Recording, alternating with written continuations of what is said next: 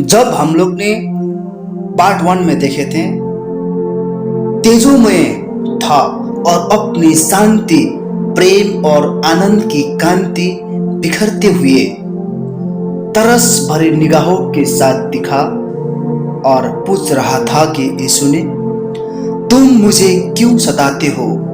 मैं तुम्हारे लिए मरा। और उसके बाद क्या हुआ, आज हम लोग पार्ट 2 में देखने जा रहे हैं। प्रेज़ द लॉर्ड, सभी को जय मसीह। इस घटनाओं को शुरू करते हैं। साधु सुंदर सिंह जी का जीवन में क्या हुआ। मानव आत्मा को परमेश्वर का प्रकटीकरण असंख्य रीतियों से हुआ है। हर स्थिति में यह भिन्न है, क्योंकि हर मानव आत्मा के विशिष्ट गुण होते हैं।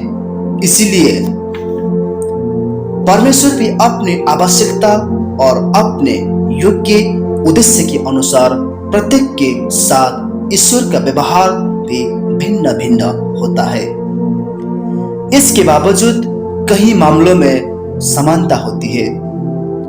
उस यादगार रात्रि को सुंदर को जो अनुभव हुआ वह हमें दमिश्क के रास्ते तरसीस में 1800 साल पहले शाऊल के साथ घटी घटना की याद दिलाता है। जैसे शाऊल मसीहा के विश्वासियों का कट्टर विरोधी था, स्वयं मसीहा के महिमायुक्त दिव्य प्रकटीकरण के द्वारा वो आकर्षित हो गया। शाऊल के जैसे उसे भी जो पहले प्रश्न उसने सुने एक प्रश्न के रूप में थे, तू मुझे क्यों सताता है? शाऊल के जैसे उसका साक्षात्कार यद्यपि हमें उसे छोटा ही कह सकते हैं, जीवन का नया मोड़ साबित हुआ। कई वर्ष बाद उसने बताया कि क्या हुआ था। मैं 4:30 बजे तक प्रार्थना करते हुए इस आशा के साथ रहा कि मैं कृष्ण, बुद्ध या हिंदू धर्म के किसी और अवतार को देखूंगा, पर वे प्रकट नहीं हुए। पर एक रोशनी कमरे में चमक रही थी। मैंने ये देखने के लिए दरवाजा खोला कि वो कहां से आ रही थी। बाहर सब जगह अंधेरा था। मैं भीतर लौटा, वह रोशनी बढ़ती गई और उसने पृथ्वी के ऊपर गोला आकाश मंडल का स्वरूप ग्रहण कर लिया और इस रोशनी में वह रूप मैंने न देखा जिसकी मैंने आशा की थी। पर मैंने जीवित मसीहा को देखा जिससे मैं मरा हुआ समझता था। अंतकाल तक मैं उस महिमायुक्त और प्रेमपूर्ण चेहरे और न ही उन शब्द को भूलूंगा जो उसने बोले, मुझको क्यों सताते हो? मुझको क्यों सताते हो? मैं तुम्हारे और सारे जगत के लिए क्रूस पर मरा।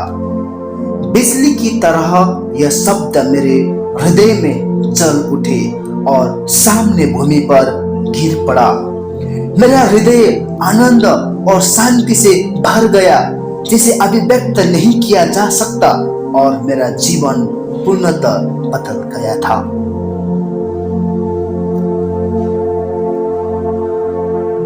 लुधियाना एक्सप्रेस रेल लाइन पर तब तक आगे दौड़ती गई जब तक उसकी आवाज कुछ दूर जाकर थम गई, पर सुंदर ने उसे नहीं सुना।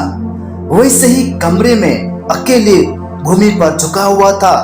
स्कूल जाने वाला वह सिख लड़का राहत और मुक्ति के सैलाब में डूब गया और एक अकथनीय संतुष्टि से भर गया। सारी घबराहट, उलझन और गुस्सा, कुंठा, निराशा जो कि पिछले महीनों से बढ़ती जा रही थी, और एक ही क्षण में समाप्त हो गई थी।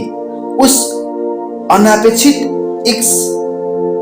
इस प्रकटीकरण के वैभव में भुला दिया गया। उसका युवा हृदय उसके प्रति आदर भाव से भर गया, जिसने अपने आप को इतने विश्वसनीय और प्रेमपूर्ण ढंग से प्रकट किया। उसने होशो हवास में समर्पण कर दिया। उसने अपने भविष्य के बारे में भी न सोचा। वो अभी भी युवा अवस्था के जोश और उत्साह से भरा हुआ था। इस अद्भुत अनुभव को उसे बांटना था और उसकी निष्ठा के बारे में बताना था।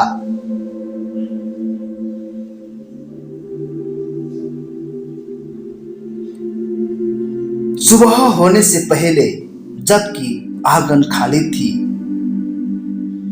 सुबह होने से पहले जबकि आंगन खाली ही था, वो अपने पिता के कमरे में गया और उन्हें उठाया। मैंने यीशु मसीह को देखा है। उसने अभी अभी मेरे कमरे में मुझे दर्शन दिया है। मैं मसीही बन गया हूं। उसके पिता आसक्त से व्यक्त करते हुए नकारात्मक रीति से प्रभावित हो गए और उन्होंने कहा, ना समझ लड़के, तू क्या बक रहा है? 3 दिन पहले ही तूने मसीह की पुस्तक को जलाया। अब तुम स्वयं कहते हो कि मैं मसीह हो गया। वापस ही जाकर सो जाओ। उसने करवट बदलकर आंखें बंद कर ली।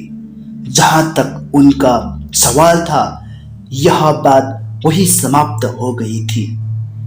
यही उसने सुंदर के बारे में सोचा, पर उसे याद हुआ कि सुंदर के लिए यह बात खत्म नहीं हुई थी। उसका सबसे छोटा बेटा इस दर्शन के बारे में बात कर रहा था जो उसने देखा। यद्यपि सभी ने एक ही प्रतिक्रिया व्यक्त की, उसने कल्पना कर ली है, या उसने बुरा सपना देखा है, या फिर वह पागल हो गया है। सुंदर ने जो कुछ सुना और देखा, उसके बारे में कोई शक न था। सौभाग्यवश और ऐसा हुआ कि उसके स्कूल का एक मित्र प्रधान अध्यापक का बेटा था और उस लड़के से यह जानने की इच्छा व्यक्त की कि मसीहा कैसे बना जाए। उस लड़के ने अपने पिता से कहा और प्रधानाध्यापक ने अपने आप को असमंजस में पाया। प्रमुख हिंदुओं और सिखों ने अपने आप को अपने स्कूल में होना और इस बात को समझना कि स्कूल के पाठ्यक्रम में बाइबल की कहानियां शामिल होगी और मसीहत के आधारभूत सिद्धांत की शिक्षा जो एक अव्यक्तिगत रूप में प्रदान की गई, यह एक बात थी और उनमें से किसी को भी मसीहा बनने की प्रेरणा देना दूसरी बात थी। वो अल्पसंख्यक मसीहों का जाति बहिष्कृत समूह के लोगों में से था। उन्हें सिर्फ इसीलिए बर्दाश्त सहन किया जा सकता था क्योंकि ब्रिटिश राज्य ने नियम के अनुसार उन्हें सामान्य अधिकार दिए थे। पश्चिमी मिशनरियों ने जीवन स्तर को ऊपर उठाया और उन्हें अच्छी नौकरियां प्रदान किया करते थे।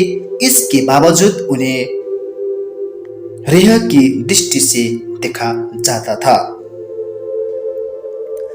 प्रधानाध्यापक यह जानता था कि दूसरे विश्वास के उसके कोई भी विद्यार्थी यदि मसीहत में बदल जाने का जरा सा भी सबूत देते हैं तो वो न सिर्फ उसके प्रति वरन स्कूल के अधिकारियों के प्रति रोष उत्पन्न करेगा। कौन यह बता सकता था कि इसका क्या परिणाम होता? पड़ोस में ही सुंदर के पिता शेर सिंह एक प्रभावशाली व्यक्तित्व थे और उनके द्वारा विरोध से मिशन के साथ साथ स्कूल पर बुरा प्रभाव डाल सकता था।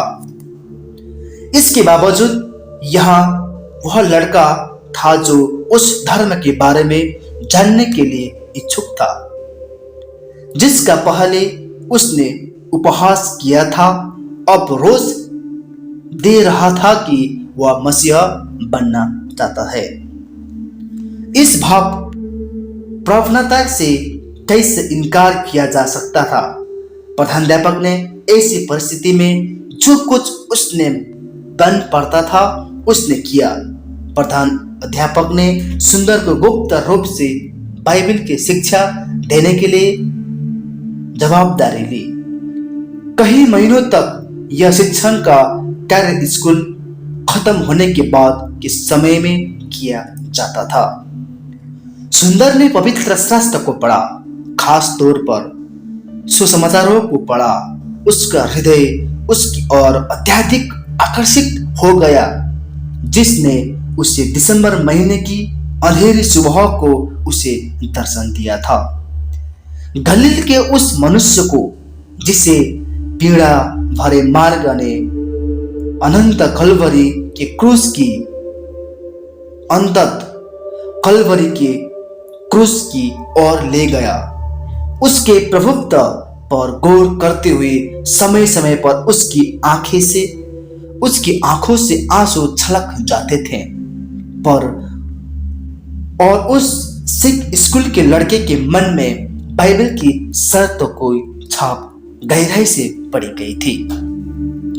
अनुयायी जो कोई मेरे पीछे आना चाहे वह अपने आप से इनकार करे और अपना क्रूस उठाकर मेरे पीछे हो ले, क्योंकि जो कोई अपना प्राण बचाना चाहे वह उसे खोएगा, पर जो कोई मेरे और सुसमाचार के लिए अपना प्राण खोएगा वह उसे बचाएगा। मरकुस 34:35 के मुताबिक उसने बहुत पहले ही सीख लिया था कि शिस्तों की उसे कौन सी कीमत चुकानी होगी। इस प्रकार उसके एक सहपाठी सिरदार एक लड़के का नाम ने भी अपने दृढ़ विश्वास को प्रकट किया कि यीशु मसीहा के बारे में जो बाइबल प्रकट करती है वह सत्य है।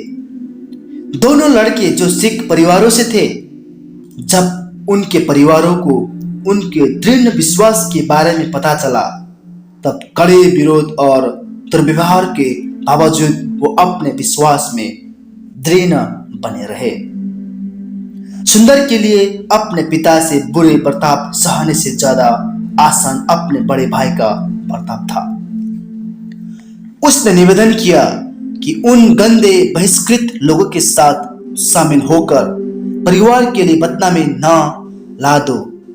स्थानीय मसीहा नीच जाति के थे और वो गांव के सारे गंदे काम करते थे। सिखों के साफ सफाई के उच्च स्तर की अपेक्षा वो अपने व्यक्तिगत आदतों में बड़े गंदे थे। सिंहों के सामाजिक स्तर से निकट कोटि के थे। वास्तव में उनका कोई स्तर न था, और जहां तक उनके धर्म का सवाल था वह सिखों और हिंदुओं के विश्वास से भिन्न था। उसकी माता के विश्वास से विपरीत था। वे जुटकर अपने परिवार की बदनामी कैसे सहन कर सकता था।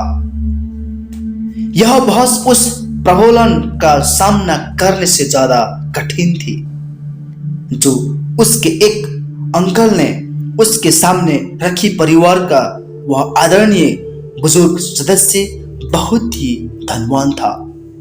वह व्यक्ति एक दिन सुंदर के पास आया और वह उसे अपने विलासपूर्ण घर में ले गया। फिर उसे तलघर में ले जाकर उसका प्रवेश द्वार बंद कर दिया। फिर उसे एक बड़ी तिजोरी के पास ले जाकर उसे खोलकर कहा, इसे देखो, यह वह लोहे का डिब्बा न सिर्फ पैसे से पर मूल्यवान जेवरात से भी भरा था। सांसारिक पूंजी जो उसमें एकत्रित की गई थी वह उससे कहीं अधिक थी जो सुंदर ने कभी देखी थी। उसकी उलझन को बढ़ाने के लिए उसके बड़े अंकल ने वादा किया कि वो उसका हो सकता है यदि वो सीख रहे वो और भी आगे बढ़ गया। उसने अपनी पकड़ उतारकर सुंदर के पैरों पर रख दी। यह दीनता का सबसे बड़ा कार्य था और सुंदर को इस बात ने छू लिया। सिंह परिवार का सबसे बड़ा सदस्य उसे रोकने के लिए इस हद तक जा सकता था। उत्तेजना की उस गहराई को उसके सामने प्रकट किया। यह उसके प्रति प्रेम का एक परिमाण था और वह शिस्तब की कीमत को अनुभव कर रहा था जो इन शब्दों के पीछे छुपी थी। यदि कोई अपनी माता या पिता को मुझसे अधिक प्रेम करे तो वह मेरे योग्य नहीं। पारिवारिक प्रेम और निष्ठा बहुत ही दृढ़ है और उससे विमुख होना कुछ मांग करता है जो कि हृदय के भाग को काटती है। उसके पिता का संताप और असंतुष्टि और बाकी परिवार के द्वारा बहिष्कृत किया जाना सहन करना बड़ा कठिन था। जब कुछ बातें समझ में आई, उसके मित्र सिरदार के पिता ने प्रेस्बिटेरियन मिशन के स्कूल अधिकारियों पर कानूनी कार्रवाई करने का निर्णय ले लिया था और उन पर यह आरोप लगाया कि वे उसके पुत्र पर दबाव डाल रहे थे कि वे अपने पिता के धर्म को त्याग कर मसीहा बन जाए। स्वाभाविक है इस बारे में पड़ोस में चर्चा होती थी। दूसरे क्षेत्र में रहने वाले मिशन प्रमुख को यह आदेश दिया गया कि वह प्रधान अध्यापक और अन्य लोगों के साथ न्यायालय में उपस्थिति हो, पर स्वयं लड़के के बयान के कारण वह मामला अंततः खारिज कर दिया गया। उसने नई व्यवस्था को उठाते हुए कहा कि उससे विश्वासी बनने के लिए दबाव तो डाला गया पर पादरी साहब के द्वारा नहीं, पर इस पुस्तक को पढ़ने के द्वारा आया। मैं मसीहा पर विश्वास करता हूँ। उसने कहा पादरी साहब को जाने दो और सुंदर से भी ऐसा ही कहा। मजिस्ट्रेट के द्वारा केस तो खारिज कर दिया गया पर स्थानीय समुदाय के मन से यह अभी भी खारिज नहीं हुआ। मसीहा अल्पसंख्यकों के लिए यह एक कठिन समय था। उनमें से कई लोगों के लिए जीना इतना दुभर हो गया था कि उनमें से कई लोग वहां से चले गए। स्कूल की बर्बादी आ गई। अधिकांश स्थानीय सिख और हिंदुओं ने अपने बच्चों को स्कूल निकाल लिया और कुछ ही हफ्तों में स्कूल बंद हो गया। शेर सिंह चिंतित था कि सुंदर की पढ़ाई में कोई बाधा ना आए और खुश था शायद इसलिए कि उसे गांव से दूर जाने का अवसर मिल गया था जहां उसे बदनामी झेलनी पड़ रही थी। उसे लुधियाना के प्रेस्बिटेरियन हाई स्कूल में भेजने के लिए जारी हो गए थे।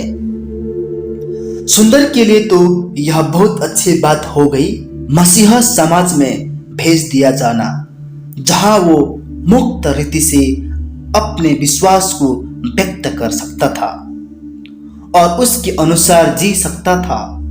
उस वक्त वह जो चाहता था वह मसीहा सिद्धांतों पर आधारित अच्छी शिक्षा प्राप्त करे, अपने ही जैसे लड़कों के साथ हॉस्टल में रहे, यही वह आशा करता था। स्वयं मिशनरियों ने भी इसे समझ के साथ स्वीकार किया और उनके परिवार को परेशानी से बचने के लिए उसके लिए सिख रीति रिवाज के अनुसार खास तौर पर भोजन बनाने की व्यवस्था की गई। हॉस्टल के लड़के की बात और व्यवहार को ही वो आसानी से नियंत्रित नहीं कर सके।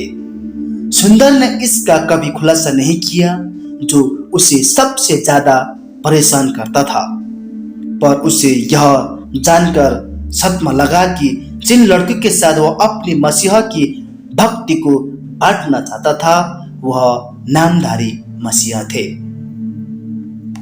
सिरदार जिसका विश्वास उसके जैसे ही मजबूत था और प्राइमरी स्कूल के शिक्षकों के अलावा उसका मसीहा विश्वासियों के साथ निकट संबंध नहीं था। लुधियाना के उस स्कूल में उस शब्द का भ्रम टूटना इतना बड़ा था कि घर जाकर उसने कहा कि वो वापसी नहीं लौटना चाहता था। उसके परिवार के सदस्य आनंदित हो उठे। इससे उन्होंने यह समझ लिया कि उसने मसीहा बनने का विचार त्याग दिया है। उन्होंने उसका वापसी गर्मजासी से स्वागत किया जब तक उन्हें पता न चला कि वो अब भी बाइबल पढ़ता, अब भी गुप्त रूप से यीशु से प्रार्थना करता, अब भी मंदिर न जाने और सिख या हिंदू पूजा में भाग न लेने के लिए दृढ़ था। तब उसके प्रति उसका दृष्टिकोण बदल गया और उसके मन को बदलने के लिए हर संभव प्रयास किया। उन्होंने भोजन के समय एकत्रित परिवार से अलग होने से कैसा अनुभव होता है, अपने भोजन को अकेले बरामदे में बैठकर खाना, जबकि बाकी के परिवारजन एक घेरे में बैठकर अपने सामने रखी हुई मसाले की थाली में चावल या रोटी के निवाले को डुबोकर खाया करते थे। कुछ तो उसका मजाक उड़ाते थे, कुछ उसके विश्वास पर उससे बहस करने का प्रयास करते थे। रिश्तेदार जो महाराजा की सेवा करता था के साथ रहने के लिए भेज दिया गया। एक बार उसे महाराजा से भेंट के लिए ले जाया गया। अपने सिख होने के आदर, सम्मान और प्रतिष्ठा पर बने रहते हुए उसने उसे प्रभावित करते हुए उससे बोला, सिख अपने 5 चिन्ह केस, कंघा, कच्छा, कृपाण, कड़ा धारण करता है तो वह बब्बर शेर के जैसा है, पर जब वह लड़का सुंदर उसके सामने नम्रतापूर्वक अपने मसीहा विश्वास को बनाए रखते हुए दृढ़ बना रहा, तब वह गुस्से से टूट पड़ा और कहा कि वह अब बब्बर शेर नहीं पर सियार लोमड़ी हो गया है। वह निर्दयपूर्ण शास्त्रकार अंतत सुंदर की तिरस्कार के द्वारा समाप्त हुआ, जिसने उसके रिश्तेदार को स्पष्ट और भी नाराज कर दिया। विभिन्न शस्त्रों से आए हुए दबाव निश्चय ही इस 15 वर्षीय लड़के के आंतरिक दृढ़ विश्वास का नहीं भड़का सकते थे, परंतु लड़के को शांत करने के लिए पर्याप्त साबित हो सकते थे। पर जहां तक सुंदर का सवाल था, इसका विपरीत प्रभाव था। जैसे जैसे उसने सुसमाचार और प्रेरितों के काम का अध्ययन किया और पढ़ा कि उस अद्भुत मसीहा जिसको उसने स्वयं अपनी आंखों से देखा था, उसने कैसे अपमान के साथ दुख सहा और कैसे उसके शिष्य उसके नाम की खातिर अपना सहने के योग्य पाए जाने पर वास्तव में कैसे आनंदित रहते थे, तब सुंदर में भी मसीहा के लिए पीड़ा सहने की इच्छा जागृत हुई। एक दिन एक समारोह के द्वारा जो उसे अलग करेगा और न सिर्फ इस बात को दर्शाएगा कि वह युवावस्था पा चुका, वरन यह भी कि वो सिख होने की पारंपरिक आवश्यकता भी पूरी करेगा। वह इस समारोह में भाग नहीं ले सकता था और लेना भी नहीं चाहता था। वह अपनी जाति या वंश को अस्वीकार करने के लिए ऐसा नहीं करना चाहता था। वह सिख धर्म को आविष्कार करना चाहता था। लुधियाना में स्कूल में पढ़ते समय अपने मोह भंग होने के बावजूद धमकियों, आक्रोश, बुरे व्यवहार की उसने अपने पिता और परिवार के बड़े सदस्यों से सामना किया। वह यह जानता था कि कोई भी उस जीवित प्रभु की स्मृति को मिटा नहीं सकता था। वह मसीहा था जिसने अपनी निष्ठा का दावा किया और उसे भी करना था। अपने परिवार को स्पष्ट करने और उन्हें समझाने के लिए कि उसने हमेशा के लिए सिख धर्म का परित्याग कर दिया है, कि उसने यीशु मसीहा को देखा है और उसका अनुसरण करने के लिए वो दृढ़ है। इसे स्पष्ट करने के लिए कुछ करने की आवश्यकता थी। जैसे ही वह सोच रहा था, उसे याद हुआ कि एक तरीका है जिसके जरिए वो ऐसा कर सकता है। एक साधारण कार्य के द्वारा वो यह दर्शाएगा कि वो अपने आप को अपनी जाति में बांध के रखने वाला सारी परंपराओं से अपने आप को आजाद कर रहा है। वह साधारण कार्य था, पर उसकी तीव्र प्रतिक्रिया होगी और उसने यह अनुभव किया कि वह उसे और भी अत्यधिक परेशानी में ढाल देगा, जितना कि उसने अभी तक सामना भी न किया है। पर चाहे कुछ भी परिणाम हो, उसने ऐसा करने का निर्णय ले लिया है। Praise the Lord.